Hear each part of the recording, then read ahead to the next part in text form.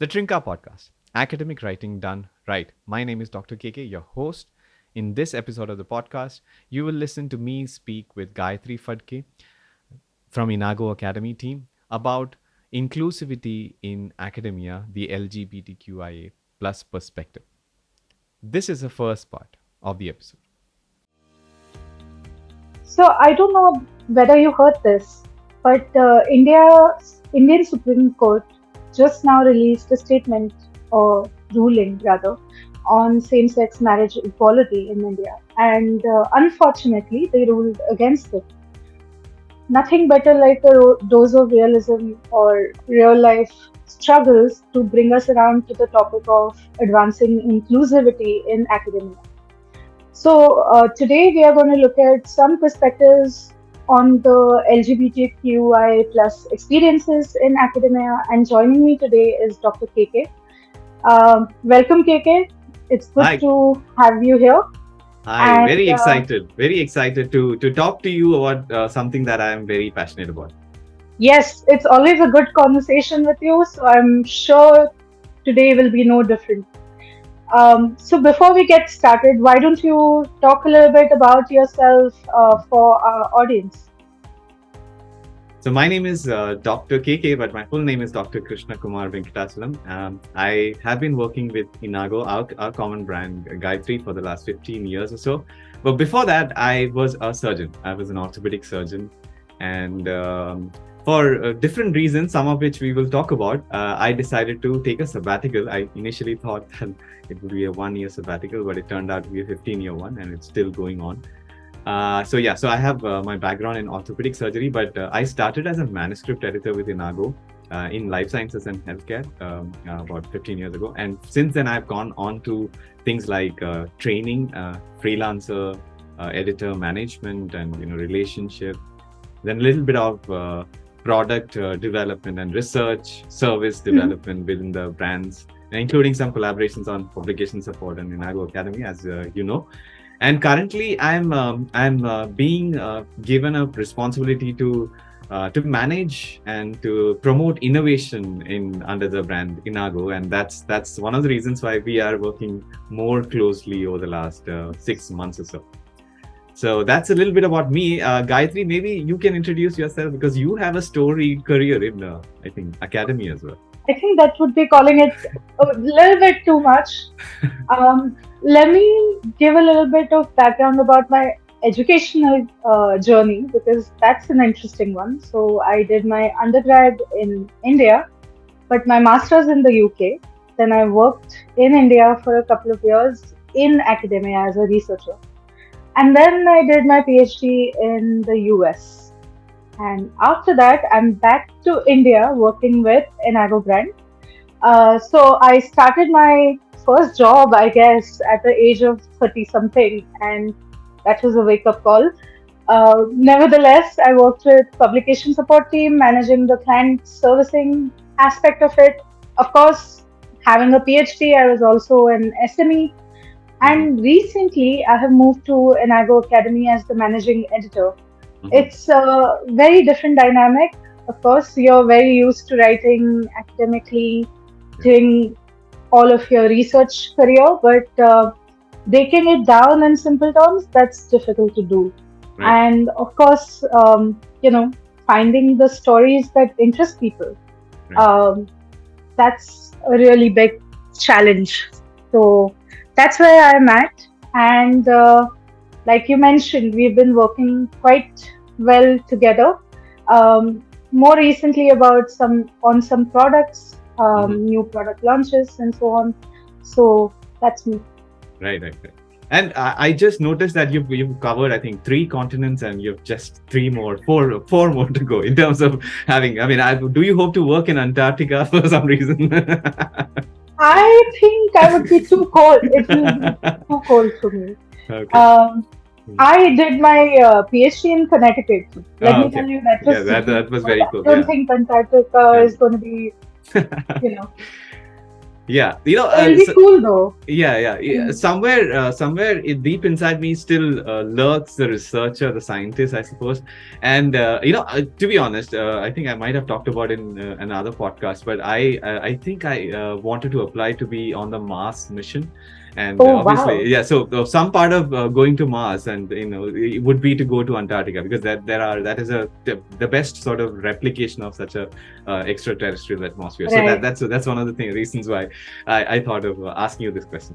I mean, Before, I read a couple of books about research missions on Antarctica. They sound pretty yeah, difficult. yeah, And I'm a big consumer of pop culture. So and science fiction is totally at yeah, is a home that I yeah. find myself in. So I'm reading a couple of novels which are about science fiction, science journalism. It's called. What is it? The Ministry for the Future, and as well as a Oh, series called Red Mars. I mean, it's a Mars trilogy, and so the Mars yes. trilogy I have has. read that one. Yeah. Okay. So yeah, we share these common sort of science fiction leanings as well. So one quick thing before we move ahead, I wanted to ask you about the reaction in your peer circles regarding the Supreme Court ruling. How was it received, and what do you feel about it? So I have to preface the answer with identifying the type of friends I have. Right. So I have Right. a set of friends who are very liberal, Hmm. who are very heavily involved in activism all throughout their life. Maybe not so much recently. Right. Uh, so there's that set, and there's also the other set who just stay within the lane of science or whatever their current career is. I would say a vast majority of my friends seem surprisingly unaffected by it, which is quite unfortunate. Yeah. Uh, Disappointing.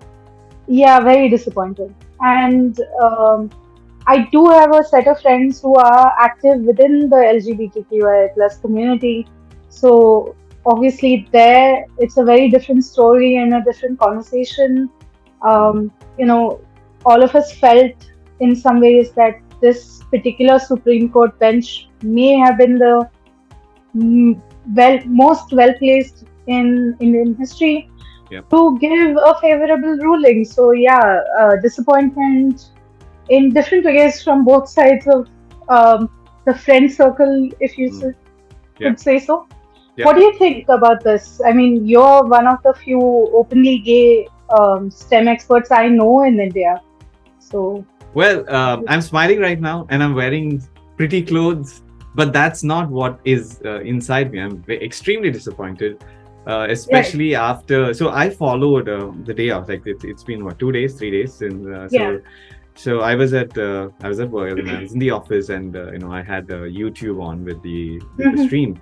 And if you remember, there was a 2 hour sort of broadcast, and the first one and a yeah, half hours, of course, about the Chief Justice of India and all the yeah, other justices talking a lot of sense.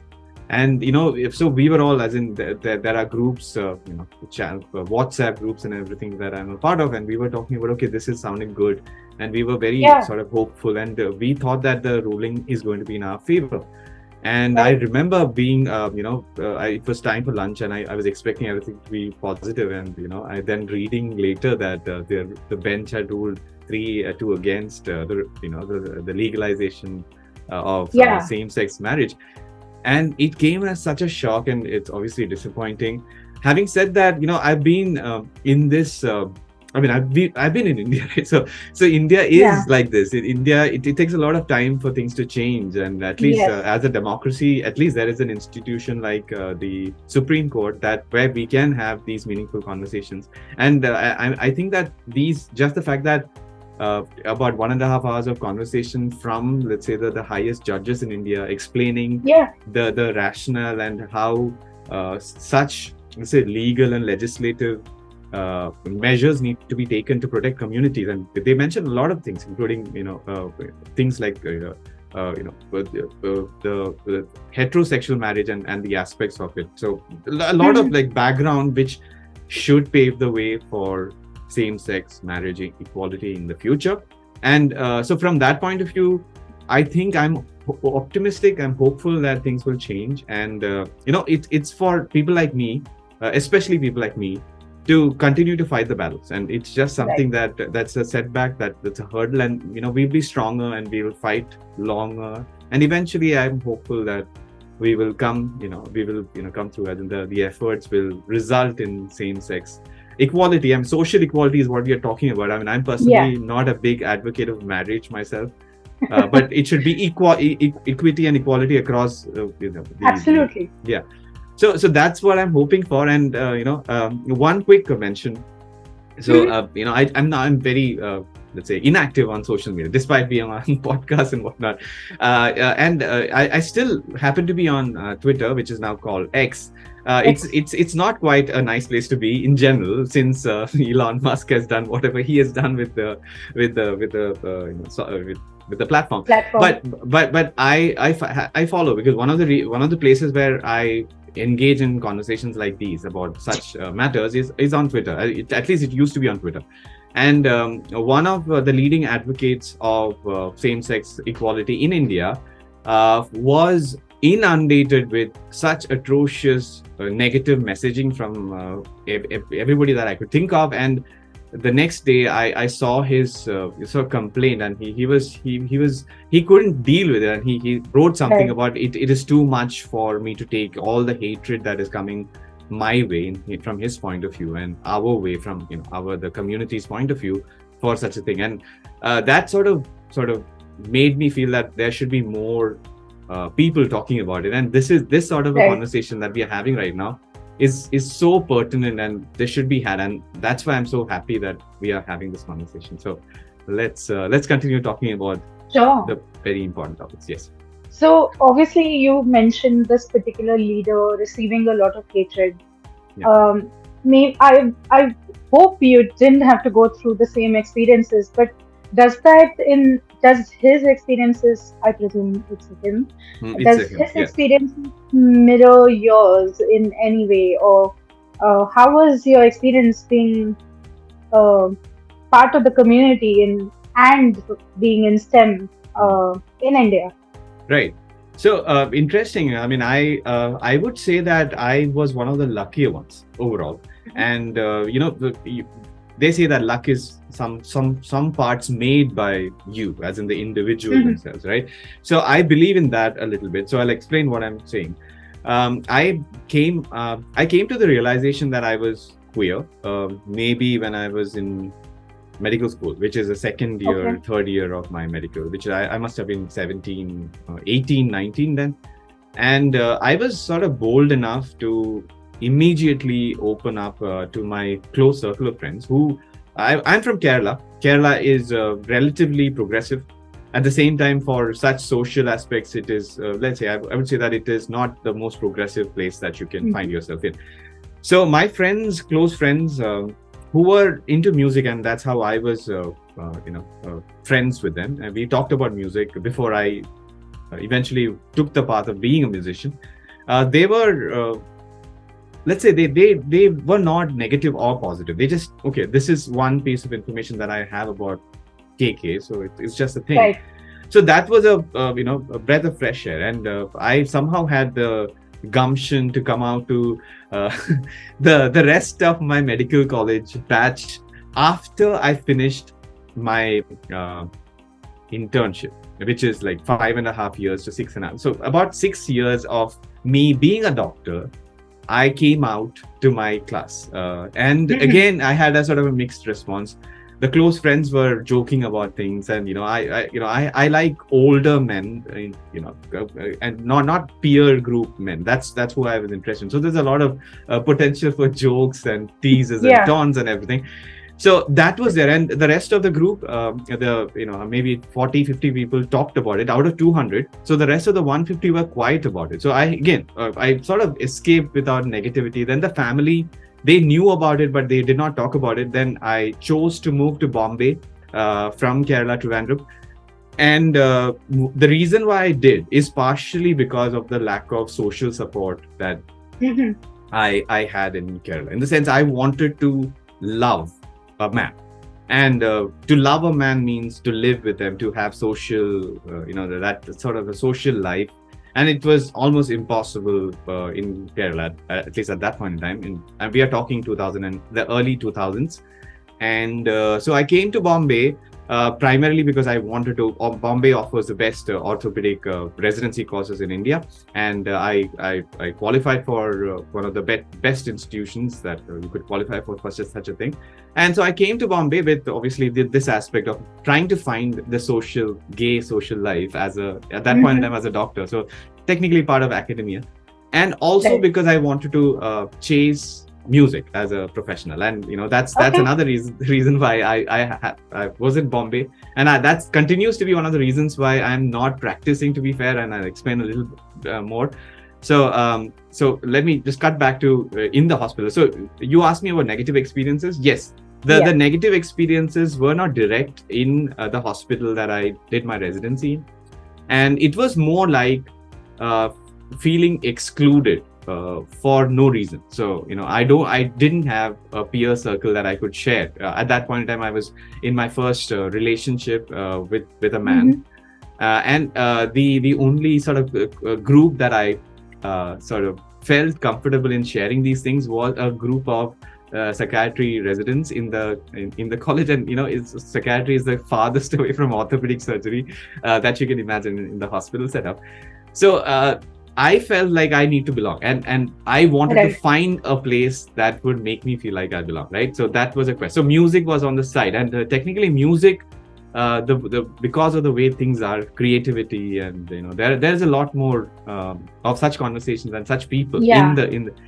So I had an outlet there to express myself, as well as a sort of a community in music. But I also wanted that as a professional, and at that point in time I had to choose, and that's how the sabbatical came up, the idea for a sabbatical. So I decided, okay, why don't I try to do something different with whatever it is that I'm doing, and what could I do? So I used to write, right? As in, I still am a passionate writer. I'm always been interested in languages, and English is something that I'm passionate about.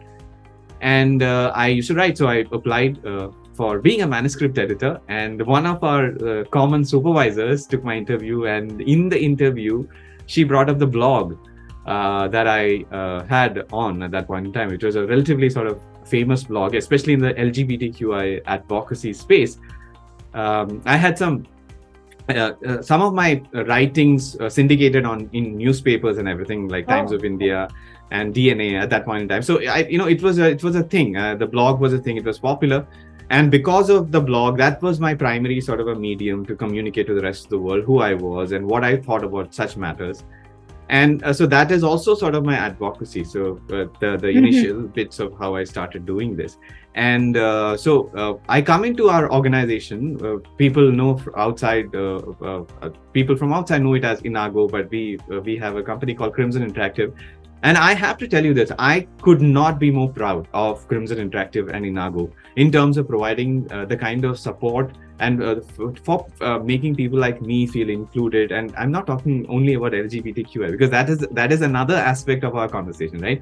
We need equity, equality, inclusivity for everyone, regardless of what they are and how they think of themselves, or what gender that they identify with, in all of those things. So we are not talking only about LGBTQI in that context, about inclusivity.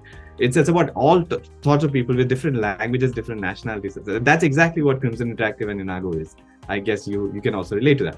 So within Crimson Interactive and Enago, I found a lot of space to express myself and eventually be a part of organization-wide activities to promote diversity, equity, and inclusivity. And that's something that I'm extremely proud of. And some of the things that we are doing, including this podcast, is a testament to what we've been doing. And I'm very proud to be a part of this brand and to do such things. So this is, in a nutshell, how it has been for me so far. I think one aspect I'm not sure we really covered in this last couple of minutes. Does it change how people who don't know you interact with you? I mean, obviously, not everyone presents as woman or man. Right. There are some people who appear more feminine, let's say, or masculine, that's a ongoing conversation and Right. ongoing area of problem or issues that Mm, people within the community face in India. mm. Um, I'm not sure whether you had any of those experiences with strangers, let's say, or one of your patients. I mean, is was that a thing ever? Yeah, very interesting question. So the way that I look at it is, I obviously do haven't had people look at me funny and everything. That's Right. probably because I do not obviously give out the impression that I am different in any other way, apart from obviously Yeah. being different as a musician and maybe as a like a nerd or a thinker, and maybe because I'm not quite from Bombay, right? So that is Yeah. an aspect of the lack of inclusivity I'm acutely familiar with even now. And Mhm. let's not go further deep into this aspect, but in terms of my gender identity, I don't think, and my sexual orientation, I do not think I've had anybody. In fact, I've had only positive experiences. To be fair, I still remember. Imagine, I think people, of our audience who are listening and watching us talk about this. Imagine if you were to have to introduce your, let's say, significant other or a spouse, to be asked to be invited for a party, and Yeah. you don't have any I mean, I'm talking about primarily the majority heterosexual crowd right now, right? So you don't have to figure out how you're going to express your spouse's or significant other's gender identity or gender or sex. You just say that, right? And Yeah. I've gone through like hundreds of such instances where there is this one point that I have to sort of say that I have to bring somebody, and that is of the same gender as me or sex as me. And in Crimson and Enago, I've just had everybody was supportive. They in fact they want to know more about my partner, and I've had a 11-year-old relation. I mean, I have a 11-year-old relationship, and I'm thankful for that, and the support that I've received, especially from our brands and the people who work, the wonderful people who work with us. It's always been positive. And again, I think I'm one of the outliers, and so that doesn't mean that everybody is going through the Right. same experiences. And I would call myself privileged because I have a certain amount of education, I have a certain mastery of Right. skills. I come from a ethnicity that is generally given a lot of stuff in India. So from all that point of view, I find myself privileged, right? And so I would not take that for granted, that it is the same for everyone. And that is again the reason why we should make sure that we do our Yeah. best to make sure that it is. Right. So, do you still have a community, LGBTQIA plus community within STEM circles? Hmm. Perhaps, how do you stay updated with what's happening? What are the conversations like in India currently, particularly in the academic space? Because Right. I have to an extent felt a resistance to have open conversations Right. about these kinds of, let's say, even at a philosophical level, Right. have these type of conversations with my friends from the academia. Right. So interesting. I don't particularly have a sort of a couple of networks or a strategy to sort of keep in touch with academia related. I'm just Mhm. like a regular guy. I have a group of friends, and I'm generally on a reclusive side of things, and that's something that I think we can talk about in another, because people who are, let's say, in the academia, and especially who are, Right. let's say, in the LGBTQI subgroups, they have mental health challenges more frequently Yeah. than others. And I'm an open advocate for mental health as well, and that's partially because I've been under treatment for depression for the last 15 years or so, approximately. And this is not something like feeling like low blues. It is actually a clinical condition, just like, Mhm. let's say, cancer or diabetes or something like that. And you need a structured therapy. You need a lot of work to be done to sort of to be productive, to be a socially functional individual. And I've Mhm. gone through that, and it is a lot of work for people who support me and people like me who have to sort of support themselves. So I'm also an advocate, and I'm hoping that we will have more conversations about mental health Yeah. in the future. So Definitely. the way that I keep in touch with things is by following the communities, on all the social media platforms, and wherever I get an opportunity to raise a point, or to raise my voice to support what I feel is right, is what I tend to do. And you can also probably, so I have obviously some friend circles, and maybe we can talk about some anecdotal experience that I may have. But I also write, right? As one of the things that I'm passionate about is writing. So as an advocacy sort of, from that angle, I have been writing still on my blog, but it's not as popular because blogs are not a popular thing. So what I'm hoping to achieve in the next couple of years, and maybe going forward, is to have more of a sort of a vocal visual presence by video, audio, like podcasts and YouTube and all of those things. I've not been on social media, the conventional social media, for a while now. That's partially because of my need to find a space for myself from a mental health point of view, not from an LGBTQ point of view. So I'm planning to hopefully open myself up in terms of the content that I can create, and to support the community at the academic level as well. And also I plan to write about such things. I mean, I'm hoping to contribute to some of the relevant platforms where such things are discussed. One thing that comes to my mind is the scholarly kitchen. I hope to to write something. Maybe we all should write more on such platforms. And one last thing about this thing. So about this point about academia, right? So I've been blessed with opportunities to speak on behalf of Enago, to conduct workshops on manuscript writing and research, the research process in its entirety, and the publication related aspects. So in those, so when I go to speak, I don't advertise myself as a gay individual, open gay individual in India, but it's still a part of the communication that goes to institutions across the world wherever I get an opportunity to speak, as well as in a Zoom webinar or a workshop situation as well. So people are aware of it.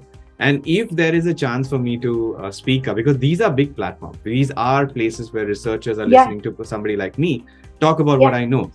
And if I get a chance, I make it a point to make sure that I say what I want to say, so that people have some sort of empowerment. They see somebody who is openly gay and who talk, and that, and also maybe I also make it a point to have my gender pronouns, my preferred pronouns on Zoom, etc. So the conversations about this are the most important thing that you can think of. So if suppose you've identified with, let's say, the community, and not quite belong to the community, you're an ally to the community. That's a key word. If you find yourself to be an ally to the LGBTQIA plus community, please raise your voice. Please explicitly state how you support the community, and that will help a lot, because there are many who do not know that these kind of support measures and platforms exist, and just with the knowledge, they will have a better sort of life, just so that they get the support. So I hope that answers some of your points. So I hope you enjoyed that conversation that I had with Gayatri Phadke from the Enago Academy team about inclusivity in academia, the LGBTQIA plus perspective. And so this is one of several such episodes that we have done in the Trinka Podcast. And the Trinka Podcast deals with conversations about the publishing industry, about academia. We also talk about language technology and developments like AI. We have conversations with other leaders from the industry, including data scientists. Apurv Nagwinkar is our lead data scientist, and we had a long conversation with him.